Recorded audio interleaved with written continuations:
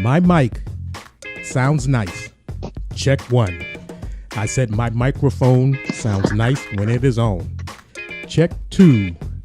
Welcome to another edition of Beyond the Rim, hashtag BTR. And my guest this evening is a return guest, Paul Hammersley, who is the president of Malden Overcoming Addiction. Brother Hammer Time, say hello to all the streamers out there. Mr. Dudley, how are you? Thank you for having me on. And yes, this is the second time that I've come on your show, and I really appreciate your time. And hello to everybody who's listening. And we have a whole bunch of information to cover. And Nestor, I'm just waiting to hear what you want to know. On the last podcast that you were on, which was Tax Day, April 15th, we booked you immediately. We said you're going to be on in July because you were going to have some information about an update for a peer-to-peer recovery center in Malden. So we're going to start off with that. It's August now. It's been a few months after the podcast. What is the update to a peer-to-peer recovery center in Malden? So we talked about last time, we're trying to bring a peer-to-peer recovery center to Malden, and just to give folks an idea what that is a place for people to go. Once people go to a detox facility, if they can't continue their treatment, they usually come back home within 5 to 7 days, and they have nowhere else to go at that time. So generally the odds are against them on, potentially living the same exact way they were living 5 or 7 days prior. So a recovery center is a place for people to go that are surrounded by people just like that. Everyone's just trying to recover from the disease of addiction, trying to get a day in recovery, and everyone in the building is doing the same thing. So it makes it easier for someone to continue their process. And the recovery center will offer things such as there's going to be job training in there. There'll be ABCD. There will be Cambridge Health Alliance for medical assisted treatment. There will be, the Bread of Life will be around. A food pantry. We will have a variety of resources. There will be a family center in there for families to come in that have no idea what's going on with the disease of addiction if they know a loved one. So that's in the short term, I could go on for the whole hour on the recovery center, but that's what the recovery center is. It's not clinical. There will be no doctors on staff. It's a day treatment center.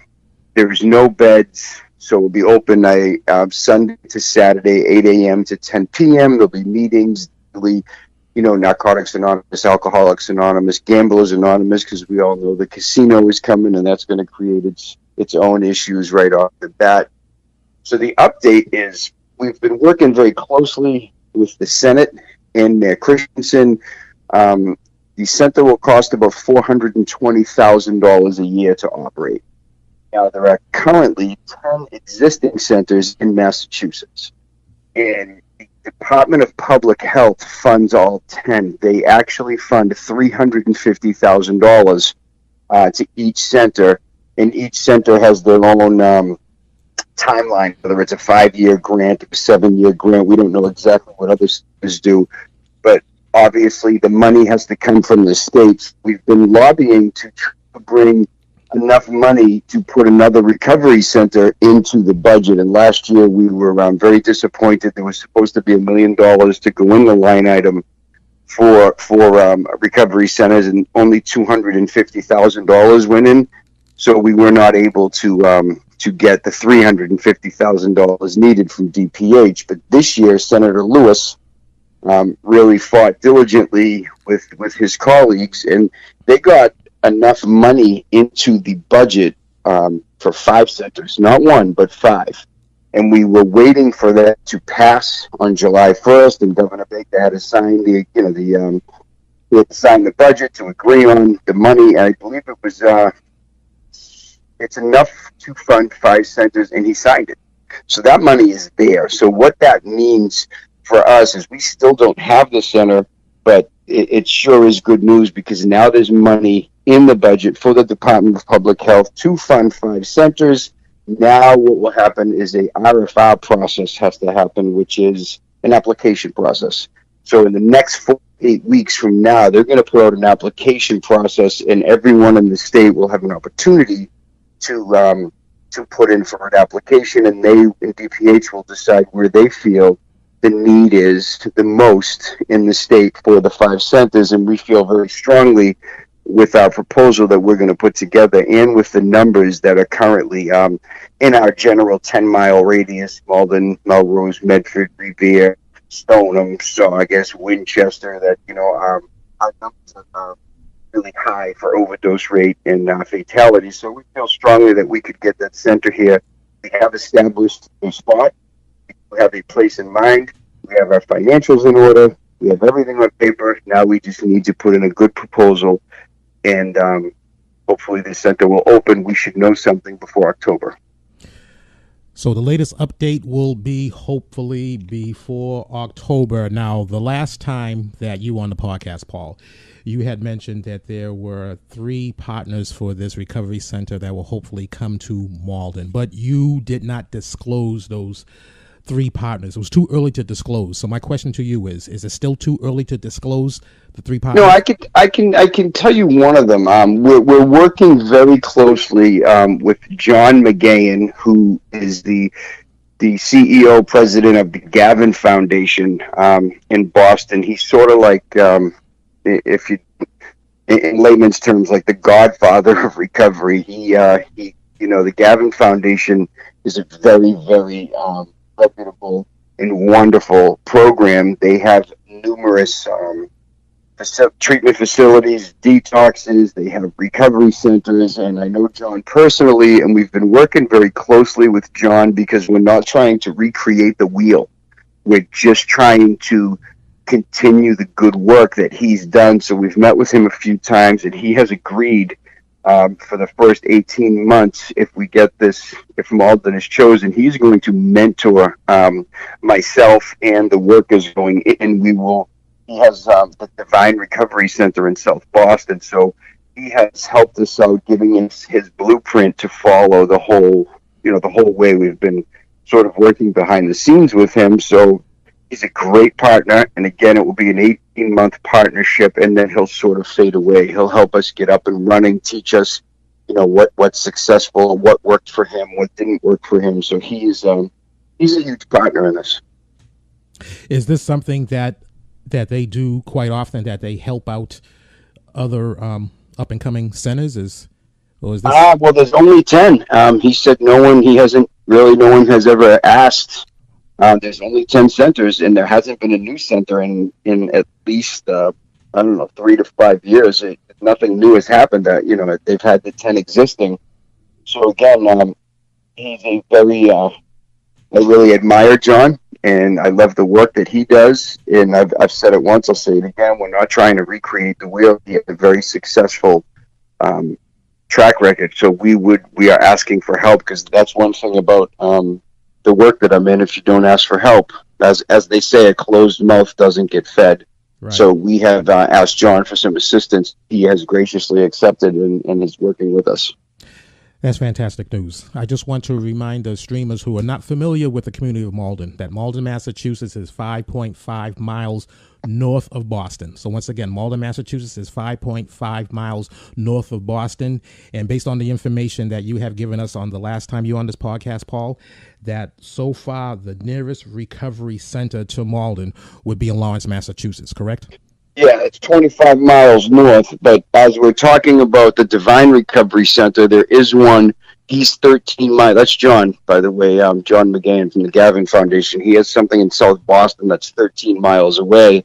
But again, there is no one that is going to take 2 trains and a bus in early recovery to try to go to a recovery center. Number one, people in the beginning might not have funds, they might not be feeling well, but that makes it very difficult to take to get on the MBTA and take 2 trains and a bus. So we don't see that happen. And so there's one south of us 13 miles, and there's one 25 miles north.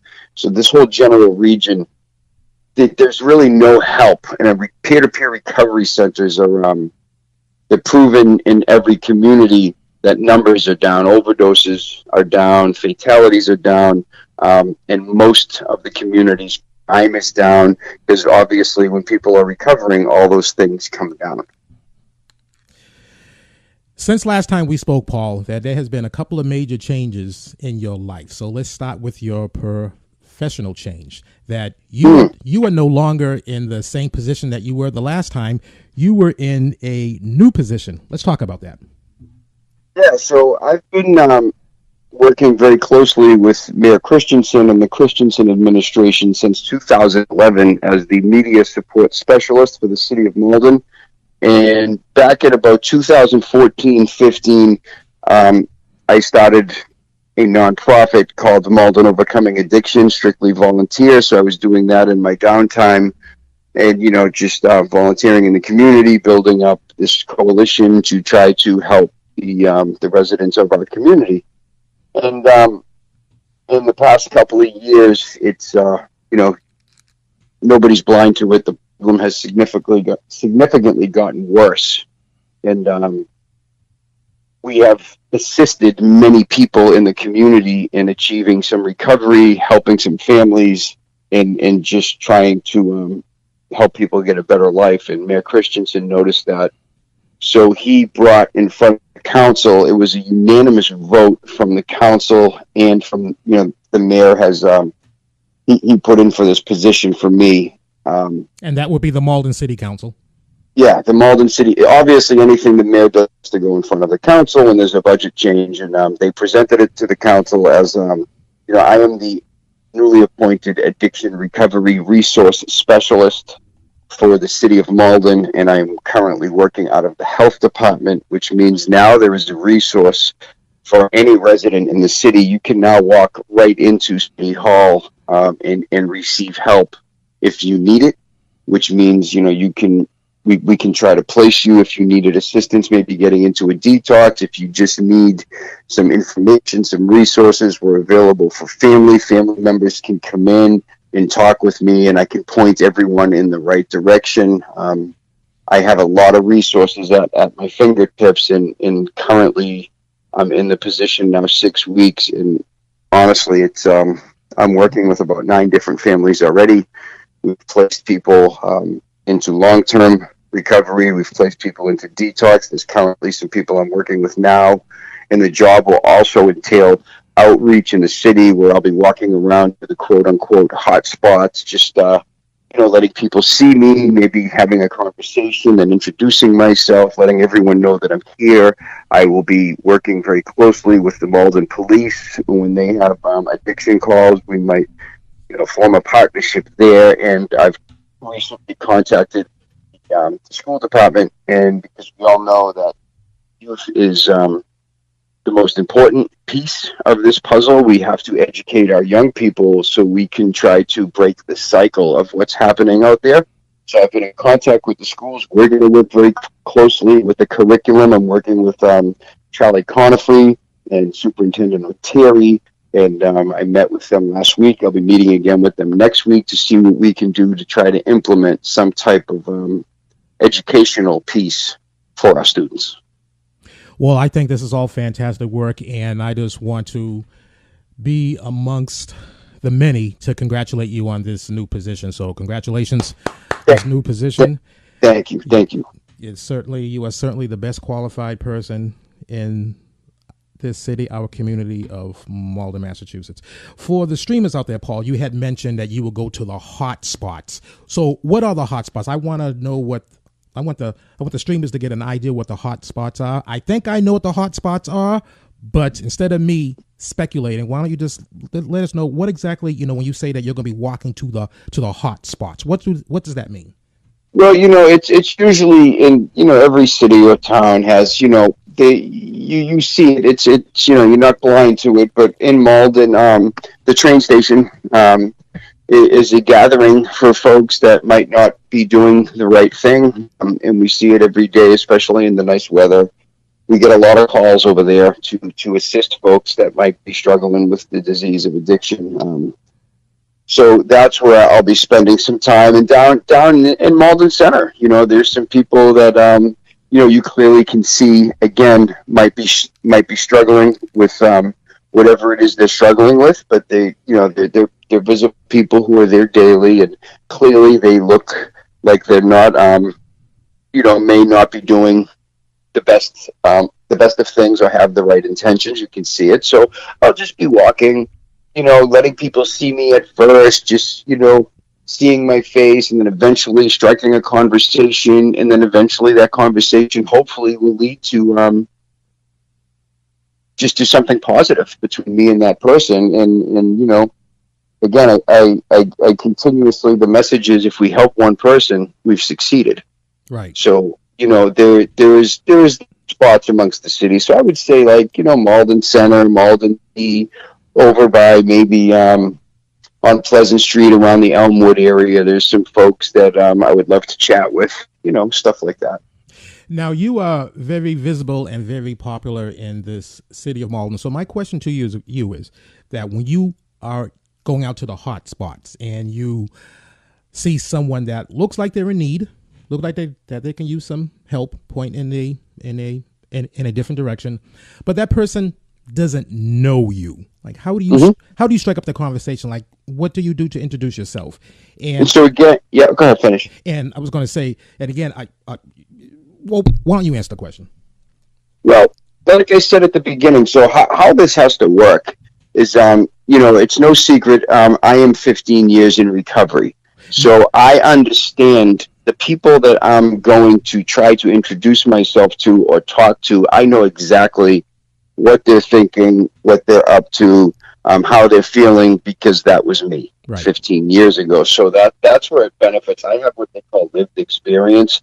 So I know that if anyone approaches your immediate circle, that means danger, and no one, I wouldn't talk to me if I approached me. Right. So how I have to handle this, it's a slow process. It's not a race. It can be a marathon. So I will simply just walk over and maybe start sitting down, not even saying anything to anyone, just letting people see me. Might spend an hour just in their vicinity. Then eventually, maybe a couple of days later, I might say hello. I might introduce myself, and you'll get your people who definitely don't want to talk to you, and that's okay. But then eventually, people will talk to me, and then then I might hand a card out. But the main concern too, there'll be harm reduction involved in this, and what harm reduction means is so we know that certain people are using, and the number one offender of people using is if you're using alone. You're in grave danger, and if you're not using clean needles, again, you're in danger. So there'll be some harm reduction involved. I might strike up a conversation, and that conversation might go down a path such as, are you using together? Because if you're alone, you have a very high risk of overdosing, and if you're with someone, that other person, might see you in dress and be able to keep you awake or help you or call 911. And again, if you're using clean needles, your chances are lower than normal because there's a very high hepatitis C rate for people that are sharing needles. So these are all things that I can bring to the table just out in the community, meeting people. But then eventually, if someone starts to talk to me and they tell me about their usage, I might strike up a conversation to see, if you're using this amount, how can we get you to use a little bit less? Right. With the goal of achieving, hopefully recovery. Because, I know all too well that if I did it, anybody can do it. Right. So again, it's a slow process. It's a visual, then it's a verbal hello, and then the conversation can open up. But again, some people won't want to talk to you. They're not ready to talk to you. But there are going to be people, because let's face it, there are a lot of folks out there that are stuck in that world that don't want to be there. They're just using against their will, because if they don't use, they're going to be sick. Right. And some folks don't know that help is possible. So when you offer someone help or you leave a card, they just might call you, because every person that is stuck in that world, you don't want to be there. You're not born and say, when I grow up, I want to struggle with substance abuse. That's not what happens. It just sort of happens, and then you're in it, and you don't know how to get out. And I know the way out, and I can help. Absolutely. Moments ago, you had mentioned overdoses. So I just want to ask you about the numbers. What are the numbers of ODs in Malden? And I want to let the streamers know that there's a difference between OD, overdoses, and fatalities. We're not talking about fatalities. I'm sure some overdoses can lead to fatalities, but let's talk about the numbers of ODs, Paul. Yeah, so the numbers right now are higher than normal. In the summertime, the number really, it's hard to put, we try to figure it out the best we can on why, the numbers go up, why the trends happen, and you really can't figure it out. There's no rhyme or reason. But right now, I'll just give you this. So in the past 30 days, we've had 18 overdoses and definitely 3, potentially 4 fatalities. There's 3 I know of, and 1 I'm still checking that fact on to find out where that resident, where they passed. Because what happens to a lot of times the numbers can be off because people from Everett and Somerville might come to Malden and they use here, and they might have a meet here and they die here, but they're not a Malden resident. Sometimes Malden residents go to Revere or Peabody, and the same thing happens there. So the numbers can be tricky, but right here in Malden, for sure, there's been 18 overdoses and 4 fatalities in the past 30 days. And a recent one was I just attended a wake last week of a personal friend of mine, 32-year-old DPW worker who had passed, last week. And, he had 2 children. So the problem, the subject matter is a real problem right now. We're up against it. It almost feels like a David and Goliath thing. As I fight, and as I continue to gather data, and as I continue to dive into this topic every day, it's an epidemic. It's a health crisis. First, I want to extend my condolences to you for losing this person, and 32 years old, such a young person, leaving behind 2 children along with the rest of his family and friends and loved ones. That's certainly tragic. That's obviously never a good thing. Paul, right now we are going to go into a break. So we'll take this opportunity to do that now. For your streamers out there, you can go to the website, MaldenOvercomingAddiction.com. Check out the website. Information there. I just want to point out something on that website, the donate button. Click on that donate button, and if there's anything that you can donate, there's no donations that's too small. I'm sure that I can speak for Paul when I say that any donation is greatly appreciated. Isn't that right, Paul? Yes.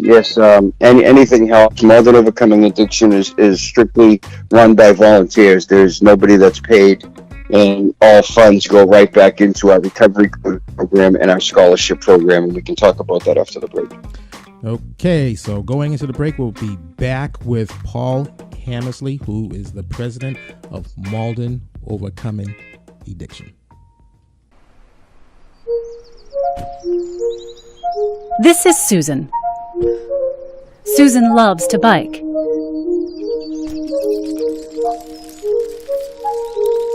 While out for a ride, she falls and breaks her arm. Special cells called neurons send a signal through the spinal cord to the brain, which interprets the signal as pain. Susan understands the pain means she needs to go to the hospital, and her body is equipped for survival, helping her not to panic so she can seek help. Many of her neurons are covered in proteins called opioid receptors. These receptors act like a brake to slow down the neuron's ability to send pain signals. When injured, her body releases natural painkillers called endorphins. Like a key in a lock, endorphins activate opioid receptors, slowing down the pain signal and preventing a panic. Susan gets treated for the broken bone, but 3 months later, her arm still hurts. And now that pain is making her feel depressed and anxious. So her doctor prescribes an opioid painkiller. There are many different opioids, but they all share a chemical similarity to our own endorphins. This allows them to bind to the same opioid receptors and stop pain signals. But that's not all they do. Deep inside Susan's brain is a region called the ventral tegmental area, or VTA for short. The VTA is full of neurons that produce a chemical called dopamine. When something good happens, dopamine is released, giving Susan a feeling of pleasure. This helps teach her brain to keep seeking out good things. To keep dopamine neurons in check, inhibitory neurons keep the brakes on until something good comes along. Just like the pain neuron, these neurons are covered in opioid receptors. When Susan takes the painkiller prescribed by her doctor, the opioid receptors turn off the inhibitory neurons and release the brake on the dopamine neurons. The rush of dopamine temporarily eliminates Susan's depression and anxiety, and she feels relief, calmness, and even euphoria. As Susan continues to take the painkillers, her brain responds by trying to regain its balance. Her inhibitory neurons work extra hard, even when the opioid receptors are activated, and it becomes harder and harder for her dopamine neurons to release dopamine. Susan finds that she needs to increase her dose of painkillers in order to feel comfortable. This is called tolerance.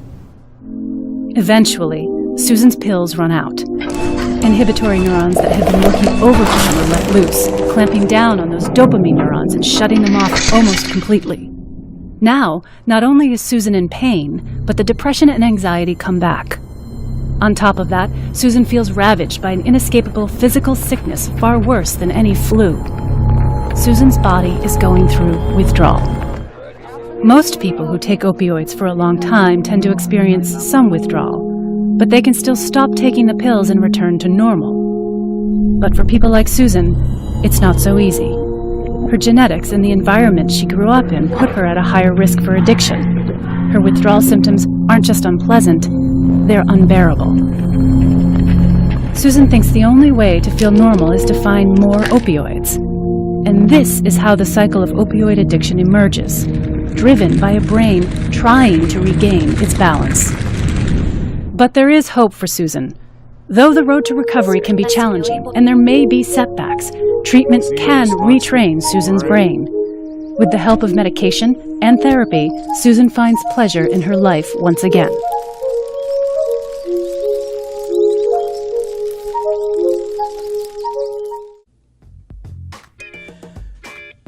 The Dudster, Nesta Dudley, here on Beyond the Rim, btrmike.com. I'm here with my guest, Paul Hammersley, who is the president of Malden Overcoming Addiction. Recovery is possible. First part of the podcast, Paul talked about how he's 15 years clean, and I just want to congratulate you on that. And you became 15 years clean April 23rd. Got this information from the last podcast that we had when you and I spoke in April 15th. You were days away from being 15 years clean. And I remember on that podcast I had said, Paul, congratulations on being 15 years clean. You said, nope, I still got a few more days left. I'm not 15 years clean yet because it's one day at a time. That is correct. And I appreciate you mentioning that. So April 23rd, 2003 is when I started my journey in recovery. Yeah, it's been a wonderful, wonderful journey. It's been hard. It's you know, there's times where it's easy, it's hard. It's a 4-letter word called life. That's all it is. I'm just doing what I believe I'm supposed to be doing. But again, thank you for recognizing that. That's pretty special for me. The other major change that happened in your life, and it happened just days after that podcast, is that you had a personal tragedy with the home that you live and grew up in. Your home burnt down. Yes, it did. I mean, would you like to delve into that? I mean, whatever you're comfortable with talking about, brother. No, it's fine. So, you know, as we talk about recovery, it actually fits the podcast because, you know, there's recovery. People, it's, you know, the mantra is this: it's easy to get here, but hard to stay here. So, lots of people attempted, including myself. I had a lot of relapses when I started, maybe 100. You come in with good intentions, and, you try to stop living a certain way. And the easiest thing I can kind of put it to would be like eating. Some people might eat a certain way, and then they don't feel good afterwards, and they say, I'm going to change the way I eat. I might go on a diet, and we all know that diets are very hard to maintain. You do good for a while, and then sometimes you might switch back and put your weight back on. And recovery is, for the person that doesn't understand, it could be a lot like that. It's very hard to stop doing something you've been doing for a very long time. So why I bring all this up is because there are things that happen in recovery, that just regular folks go through every day. There's death. There is your work co-workers. There are jobs. There are feelings. There are many things that happen to you on the road of recovery. And, I've learned that no matter what a day at a time is, if you are vigilant in your own recovery and working a program and constantly working on yourself and doing all the right things, and people in recovery will know what I'm talking about. There's almost a blueprint how you have to do this. You can't not do anything. You have to work at it every day. And if you do that, there's a book up there that suggests that you can get through anything. So April 18th, 3 days after our podcast, I was at work, and my phone rang at work, and they said, Paul, you better get home. There's been a second alarm just rung at your house. So, as you could imagine, your stomach falls. You don't believe it's real. It's almost like you've entered a dream. And so I ran out to my car, and I was driving home, and I could see the smoke in the air. I live about a mile from where I work, not even, maybe 3/4 of a mile. And the helicopters were in the air, and I know that's my house burning, and I was rushing to get there. And I don't know if my family's out. My parents lived in that house. My sister lives in that house. My niece lives in that house. And I had a studio in the basement with all my equipment.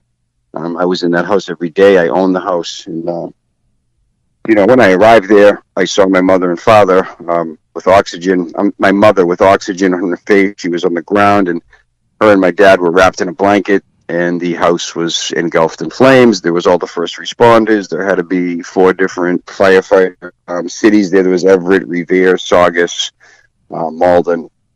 And, it was a mess. And we just watched it burn. So it was very traumatic, and having nothing. We lost everything. There wasn't not even a photograph that we could keep. Wow.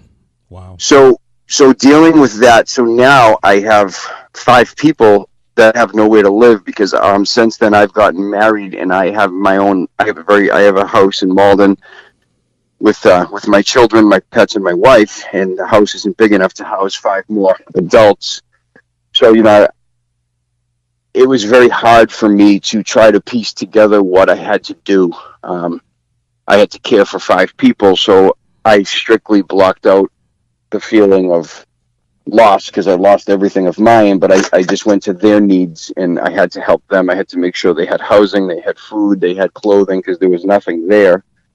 And again, my recovery played a big role in this. If I wasn't in recovery, I wouldn't have been able to be any good to anybody. And I was able to help my family, get them housing, get them in a place, and currently now they're in a place in Medford, and currently right now we've started the demolition work on the house. The insurance has paid. I'm building a new home. Again, this boils down to my recovery. If I wasn't in the right frame of mind, I wouldn't be able to help my family. I just wouldn't have been any good to anybody, and my parents are elderly, so it was nice to be able to be there for them. After everything I put them through growing up, So yeah, there was some tragedy, but it's going to end up okay. Paul, I want you to get into the story that you told me offline. I think it's very important for you to tell this story. You had go ahead. Can you just refresh my memory, and I will tell it. Okay. We talk about many things. Okay, well, you'll know this one.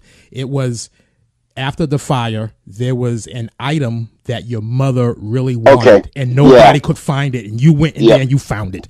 Love that story. So the story went like this. I was visiting with my mother. They went in a hotel on Route 1, and we had to provide breakfast, lunch, and dinner every day for them, and so I would go up there 3 times a day. And I was sitting with her, and she was feeling really bad. So I asked her what was wrong, and her wedding rings were in her bedroom. Her engagement ring and her wedding ring, and they've been married 61 years. And she asked if I could go back to the house and get those, and she told me where they were. And she really didn't have any idea how bad the house was. I really didn't tell them the condition of the house because I didn't want to, I didn't want them worrying too much. It was their family home. And as you can imagine, the firefighters were up on ladders squirting water into every room. All the windows were broken. The walls were gone. So whatever was in that room was destroyed, and nothing was where it was before the fire. It was just a big pile of rubble. So I went to her room where the rings, I know the rings were in her room, but it was knee deep in rubble. And I looked and I looked and I searched, and I couldn't find them. And the house was unsafe, but they let me in. So I went back to tell her that I could not find, her wedding ring and engagement ring. And she started to sob. And that didn't sit well with me at all, watching my mother heartbroken. So I left, and I didn't tell her I was going to go back because I didn't want to get her hopes up. But I got some lighting because there was no lights in the house, and I set up lights in the house and got a respirator and dressed in the proper clothing. And I went in and spent about 3.5 hours moving all the debris, and I found them. I found both rings for her, and I had returned those rings to her that night. Hashtag splendid. I just want to give it up to you on that one. I mean, that was. That's certainly, as you said, giving back. You said that the worries that you put your parents through when you were growing up, and just to be able to do this, just to be able to put a smile on your mother's face when the house burnt down and everything is gone. Yeah, it was. It wasn't just a smile. She never hugged me like that. In my 52 years, she grabbed onto me and she was shaking and crying, and those rings really meant something to her that I just didn't understand. I haven't been married that long. She's been through a lot, so it was priceless. You couldn't put a price on that moment. That was probably the best moment I've ever shared with my mother. That was pretty special. So, Paul, when personal tragedies as this happens, obviously life does not stop. So you had to deal with this. You had to be able to provide for the 5 other people that live in that house. You still got to go to work every day, and you still doing this Malden Overcoming Addiction. So your plate, I didn't see where there's any relief. I asked you offline, when do you sleep? Yeah, and part of that too is, I have fostered a little girl. So back last August, I fostered a little girl. So I have now a 6-year-old with me on top of that. So it was challenging. I used 3 weeks of my vacation time. I could not go to work for about 3 weeks. I had to really pull it together for the family. I get my sleep at night, but again, like, the human element in this is when tragedy happens, I'm no different than anyone else. We're resilient, and you get it done. When it's your family and it's your own. I mean, people say it all the time. I've always heard these things, and you see people on shows, and you hear them talk all these things they go through, and you don't think you can do it. But let me tell you, when the bell rings, and God forbid the bell rings, I don't wish it on anybody. I think 1% of the population has a house fire. There's no manual. There's no how-to. When the house was burning, and I'm looking at my family, and I'm asking myself, what do I do? Like, what do you do? What is it that I got to do right now? Like, that's what I was asking myself. Tell me, like, God, tell me what to do right now, because you're not prepared. Right. There's no preparation, and you get it done. You just get it done, and I appreciate you bringing it up, and that's all. It's no different than anybody else, Nestor. It's you just do it. Right, and from where I sit, you certainly did it well. You said you took 3 weeks of vacation time from your job, but you still have you're still volunteering for Malden Overcoming Addiction. I mean, that didn't stop. I didn't take time off of that. I was just going to say, you don't take time off from that. I mean, there are people that are still in need. You're still out there doing the good work that you and your team are doing. That doesn't stop. No, if you're not there, people die. So you have to balance that, and I did that. I mean, you got to be there. Like when you make a commitment, I've made a commitment to myself, to the city, to my colleagues, my friends, and everyone that's part of my team. I've committed my life to them, and I don't take that lightly. And it is what it is. When you get into this work, you can't just take a day off. If I can't be around, I have to arrange for someone else to be there. It's not like I can wake up one day and just say, you know what, today I'm just not going to answer the phone. Like you have to prepare properly to make sure that someone is there for you. I mean, you can take time off, but you just have to do it. You have to do it correctly. Right. You have to just make sure that other people can fill your role. Right. Paul, recently Governor Charlie Baker has signed an opioids bill. Yeah. What does this mean for your organization, and what does this mean in general? Well, it just means a lot for addiction in general. The bill, if you read it, it covers much ground. I like the fact that the governor signed the budget for the recovery center as well. But the last bill, I think it was the CARE Act, and it just there's so many things in the bill I can't recite them all. So it was something that everybody could just go on and look at. But it also, I mean, you can Google it and find it. But what it does is it shows you how serious the governor is for recovery, because for him to sign that, it just really speaks volume on the person he is and what he finds important. Because where we're at, again, I'll say it 100 times over, we're in a public health crisis, and without someone like Governor Charlie Baker, the State House, and again, Mayor Christensen, I just, these people, like the work I do and the work Malden Overcoming Addiction does and all the other coalitions, if it doesn't start at the top, you can't go anywhere. It all has to start at the top. And not everybody is as fortunate as we are in Malden, but at least the governor covers a lot of ground. But this, cities and towns still have to buy in. So what he just signed was absolutely huge for the state of Massachusetts. This is fantastic. As you said in the last podcast, we are in a epidemic. Was that correct? Epidemic? Yeah. Yeah. We're in epidemic. Yeah. I mean, you could go as far as calling it a pandemic. I mean, an epidemic is something that I talked about this before. An epidemic is something that is usually contained to one area. If too many people die in one specific area, and a pandemic, when you Google it, it's worldwide, and this is worldwide. This is this. Everybody's radar should be up. Everybody should be worried about this. If it hasn't bit you yet, it probably will. I think we all know someone. I have a friend, a family member, a colleague, and I don't see it getting any better anytime soon. And I'll say it again, it starts with our youth. We have to start educating our youth.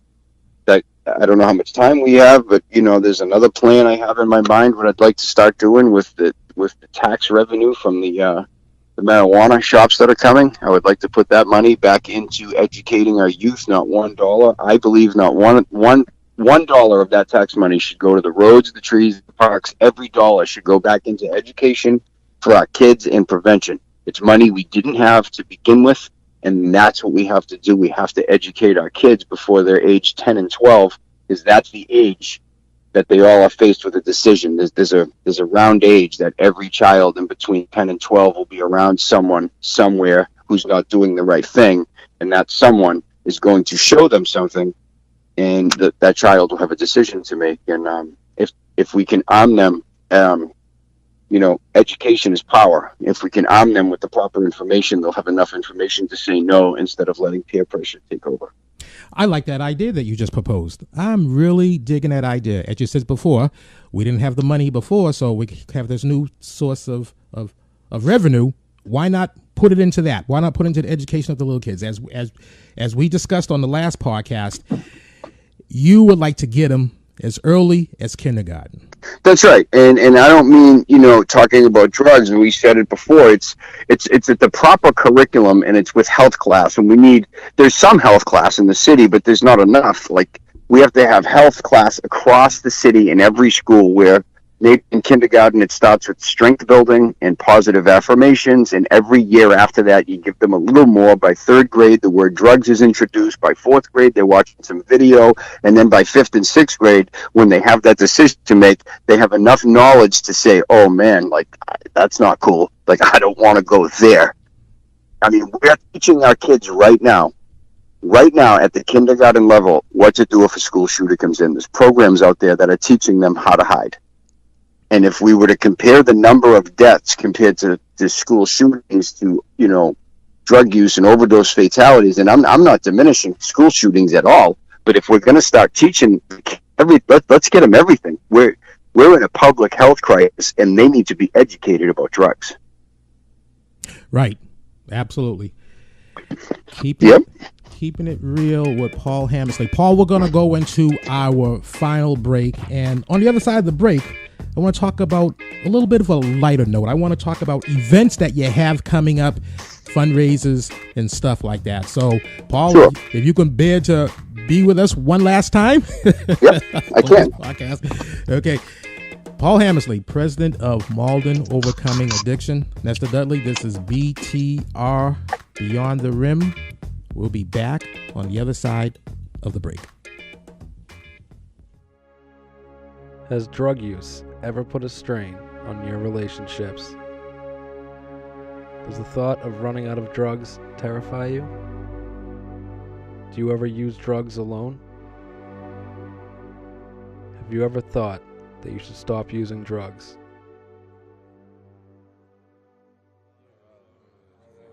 In Narcotics Anonymous, we can do together what I could never do alone. If you think you might have a drug problem, give yourself a break and come to one of our meetings. For help finding NA meetings in New England, or for more information about Narcotics Anonymous, visit our website, nrna.org, or call 866-NA-HELP-YOU. Once again, that's NERNA.org. Back here with Paul Hammersley, president of Malden Overcoming Addiction. And Paul, you have some events coming up soon. Now, you have the 4th annual Vigil that's coming up October 7th. Yeah, it's amazing that I can't believe it's been 4 years. And I don't mean amazing that we're having a Vigil. I just mean 4 years has flown by. Wow. So yeah, October 7th, it's a Sunday. We actually worked it around, you believe it or not, we worked it around the Patriots schedule, because we know that in this general area, lots of people watch the Patriots. So the Patriots play that Thursday. It's Columbus Day weekend, so there's no game on Sunday. So from 6 to 8:30, we recognize people we've lost, and we recognize their families, because we don't feel that anybody should be forgotten. So we show pictures of all the people we've lost. It's not just a Malden thing. It's anyone surrounding area that wants to send in a photograph and come down and sit. And we usually have someone speak that has lost a child. We have someone speak in recovery, and the mayor, the police chief, and the fire department will be there. And we read everyone's name. We ring a bell. We'll have resource tables. There'll be a Narcan training. And the night starts at 6 p.m. on the Malden High School front steps. And what we do is we all have a candle, and we march down Salem Street, left on Ferry, and then we head into the courtyard, and that's where the event will take place. If it rains, it'll move into the gallery in the courtyard. But yeah, that's October 7th, Sunday, 6 to 8:30. I imagine, Paul, that the numbers on these vigils have grown. So when you had the first vigil, the number was X. When you had the second vigil, the number was X plus Y. When you had the third vigil, the numbers was X plus Y plus Z. Am I correct? Yeah, and not every year, and the numbers are tough to follow, but every year more people send in pictures. But I'll tell you this, there's one number I have as a fact. I mean, I get the fatalities. So last year in Malden, we lost 15. We had 15 fatalities in Malden, and we had hundreds of overdoses. But an overdose doesn't necessarily equal a fatality because they're all Narcan reversals. With the drug Narcan, when someone ODs, we're preventing the fatality with Narcan. But last year we did have 15 in Malden alone. So. Wow. Yeah. So there'll be a couple of hundred names and pictures that will be shown on the screen. It's a really somber event, but again, we want to remember the people we've lost and honor them. With a very special night for their family. It's, that's a tough event. That event is, I'm not going to lie, that's really hard, but we need to never forget, the people we've lost. Right. Yeah. And then after the vigil, we have, on November 3rd, we're having a fundraiser at the Irish American. Generally fundraisers, people do trivia nights and people have comedy nights and just sort of light atmosphere stuff. And we do a big comedy night every May. But we decided to add in another fundraiser because, we need more funding to do the work that we do. And we've really changed the topic this year and what we're doing. So there's a band out there called Kiss Forever, and they're a Kiss tribute band in full makeup. They bring the full Kiss experience, and we're going to do a rock and roll show. So the name of the event is MOA and Kiss Forever Rock Addiction. That's November 3rd at the Irish American in Malden. Doors open at 6. It goes until about 10 o'clock. The band will do an 18-song set. All the hits will be done. I created the playlist. I sat down with the band already, and they let me pick the songs. So it's just all the hits. There'll be 50-50 raffles. We're going to have Henry's Caterer with a bunch of real good food. The tickets are $25 a ticket. There'll be sponsorships. The information is up on Malden Overcoming Addiction's Facebook page. That night is going to be a very special night and a night to remember. Boy, that sounds like a nice fun night. You got to pick out the playlist and they're gonna come, and they're coming in full makeup, as you said. This is full makeup, everything. Oh, the whole 9 yards, full makeup, and yeah. Will we see the president of Malden overcoming addiction in some Kiss makeup?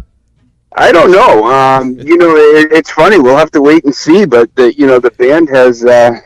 We're talking about some type of surprise if the president can.